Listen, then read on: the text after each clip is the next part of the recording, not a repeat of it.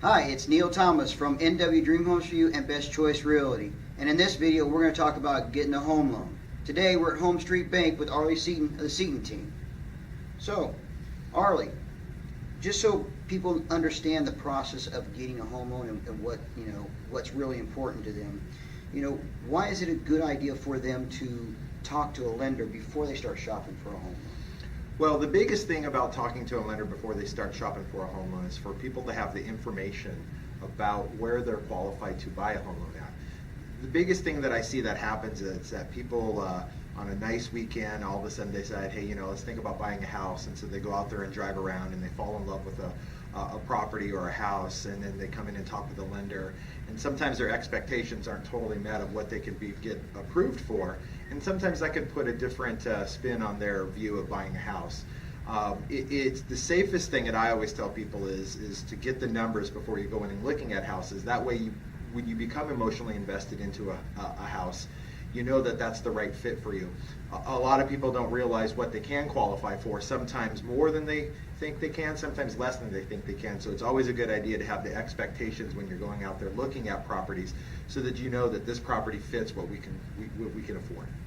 Okay, and I always have people who are a little bit hesitant to talk to people or talk to lenders like yourself.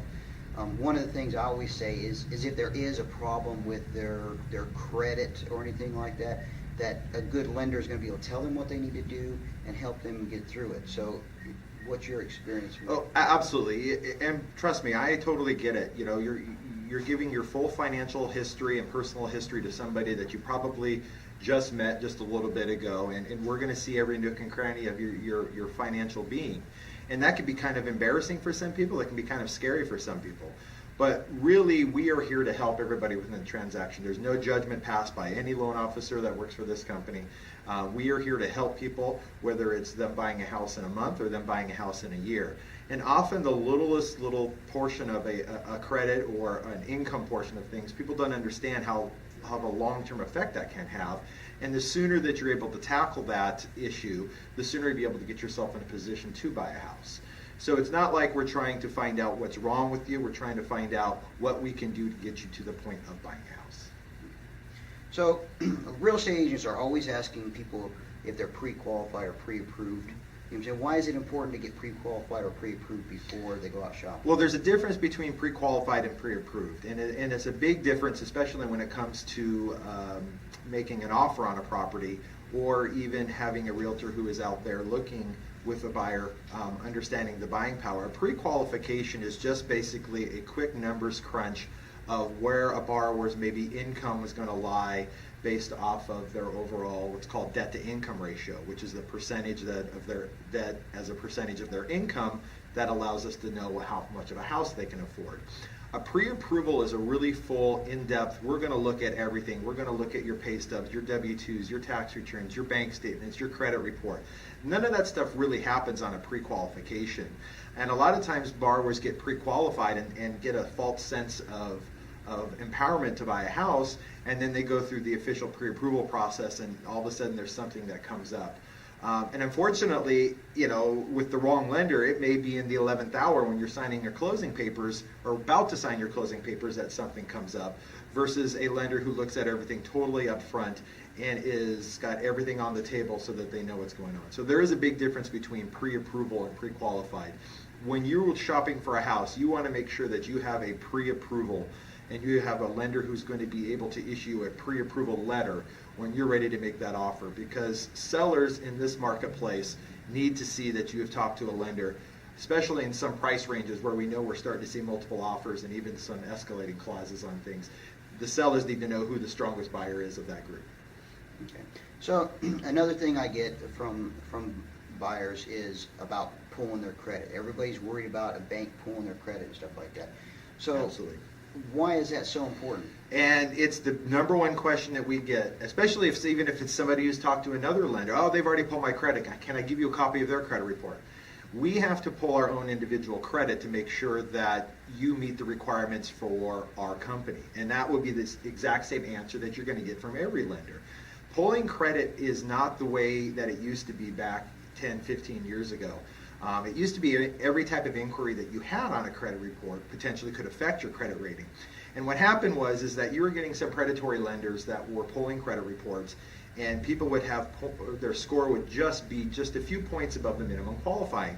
So what would happen is that lender would tell that borrower, typically either a first-time home buyer or an elderly borrower who doesn't have as much experience or willing to look up the information, they basically would say, hey, here's your pre-approval that you have, here's your crappy rate and your crappy loan fees. By the way, if anybody else pulls your credit, you're not going to be able to get a house. So people would just have to accept that as that's the only way that they're going to be able to buy a house. About 8 or 10 years ago, the credit model was changed to allow for mortgage inquiries to not have a negative effect on your credit report. There's a wonderful website, myfico.com, that has some great information regarding rate polling or credit polling in regards to shopping for mortgage rates. And typically what happens is any mortgage credit pull that you have within a 45-day period of another typically counts as the same inquiry. So a person could talk to 3, 5, 7 lenders within a 45-day period, and their credit score is not going to be affected because the credit reporting system is going to look at all those inquiries and count them as one inquiry. Okay. So when you sit down with people, what is usually the biggest problems that you run into as far as getting somebody a home loan? The biggest problem that we do run into is credit usually. I always tell people you can have somebody who makes $500,000 a month and they could be putting $450,000 down on a $50,000 house, and if their credit score doesn't meet the qualifying terms, they got to go somewhere else typically to get hard money at a higher interest rate and a higher cost. The credit is the basis of all of our decisions to make sure which type of program somebody qualifies for. Different programs have different credit standards, and so we will figure out which bucket a person comes into. The biggest things that we see on credit reports are collections or judgments or charge-offs. Somebody that, maybe in their mid to late 20s, that in their early 20s they weren't so serious about their credit and they didn't think that, oh, this isn't going to stick with me for very long. Unfortunately, those things can actually stick 7 to 10 years on a credit report. So those are the credit score is the number one factor that we see. And for some people, when you're young and you're just getting out there, you got to establish credit, which can be a challenge in itself as well too. So that's the number one thing we see. The number two thing we see is people who have a lot of debt.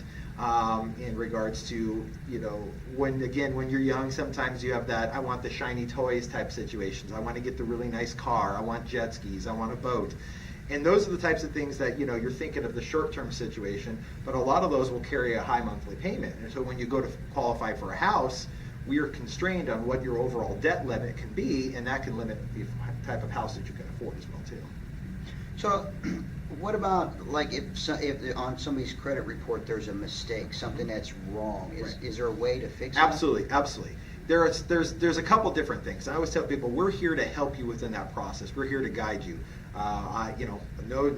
Me personally, I'm never going to pass any judgment on any side for a credit. I've been there. I've had a credit score below 600 before. I know the fight to get that back up. And you have to have somebody who's really to be perseverant within the process, depending on what the credit report looks like. Sometimes there's 1 or 2 things that we could potentially get fixed relatively easy. We have a process internally at HomeStreet where we can do what's called a rapid rescore. That rapid rescore is going to give us an immediate adjustment to your credit score to allow us to be able to get a right mortgage fit for you.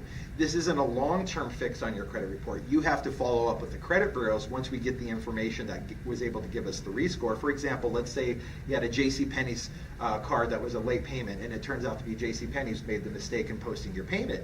We get a letter from them stating that that was not a late payment, or that late payment was posted in error. That could get reversed on our side, and we can get that rescore in as little as 7 days. However, you do have to follow up with the individual credit bureaus, Equifax, TransUnion, and Experian, and you have to follow up and submit the process to them. The easiest way to do is now online, where you can get the information to them the quickest, and they have up to 30 days to review the process and do their thing. So there's a 2-pronged process. We can change our stuff internally to allow us to model the score that we needed to have, but for the long-term impact on your credit, you're going to want to make sure that you do your own individual work with the 3 different credit bureaus. So let's talk about money, debt, and income as far as qualification. What kind are the major factors there? Well, the major factors have to do, when you're talking about excluding the credit side, now we're moving to the income portion of things, is what kind of income does a borrower have? The easiest borrowers, obviously, to try to do the pre-approval process are straight salary borrowers who have been there for a long time and have a history there. A person that jumps around from business to business to business can be a little bit challenging depending on what their history is. So you have to, continuity of employment is something that's important too. And then there's other sources of income that have to get a larger look at them. If there's somebody who's self-employed, this is an income that is subject to very creative accountants, and we can only base things off of what's claimed to Uncle Sam. So you could have a borrower that looks like they make $100,000 a year, but on paper makes $25,000 a year. Well, we can't base things off of what's deposited in their bank accounts. We got to base things off of what they declare income to Uncle Sam. Other incomes that can cause us to take a deeper look are people that have bonus or commission income. You have to establish that those are incomes that you've received for a couple years to make sure that there's continuity of that income. You just can't jump into a bonus position and, hey, I've made a lot of money in the last 6 months, I can buy a house. We have to trust that income is going to continue. Another type of income that we have to take a look at deeper is hourly employees. How many hours a week are you working? Are you working overtime? How long have you been working overtime? Is there a history of that? So those are the types of things that we take a look at for the different type of the incomes. And some of them, like I said, involve more paperwork. Some of them involve a little bit more time for the pre-approval process, because we want to make sure that when we put our name onto the paper that says you're approved, that you fully understand that your income has been totally reviewed and that you shouldn't have anything to worry about. Okay, so as far as the actual amount of money people have in their debt and stuff like that, right, there's a term that we hear all the time, front end and back end correct, ratios. Maybe tell us a little bit about what those are. So there's two types of ratios that most loan products are driven to, and there are some that factor in ratios of one at more significance than another. And the two terms you hear are front end ratio and back end ratio, otherwise known as your debt to income ratios. Your front end ratio is a percentage of your housing payment as a certain percentage of your gross income. So that is going to be the lower of the two ratios, hopefully. Most loan products typically want you to stay about 36% or below your overall gross income. Again, I use the term gross income because we base things off before tax. So the second ratio has to do with your overall debt to income ratio. This includes all your credit payments, your car loans, student loans, credit cards, installment loans, anything that would show up on a credit card. This is not utilities, this is not your cell phone bill, this is not your water bill or anything like that. That overall back end ratio with the credit, in addition to the house, is what gives us the back end ratio, which typically will be a larger number. Most programs you can go up to 45%. Some programs you can actually stretch to 50% debt to income ratio, depending on how strong your borrower is in other aspects. Do they have a high credit rating? Do they have a lot of cash in the bank? Would that allow us to stretch above to a higher ratio? We need to make sure that if we're going above a certain level, that we have some safeguards on the other side that says, okay, yes, they're stretching their debt to income, but they have all these other factors over here that tell us that that's okay. So for anybody looking to get a home loan and do business with Angelo and I, you come to us. Arlie's the person we're going to recommend. He's done a lot of good work for a lot of our clients. We like the business that the bank does here itself. If you feel like you want to contact them, go ahead and you can contact them with a number below. Otherwise, you can give us a call anytime and we'll put you in touch with them. All right? You have a good day.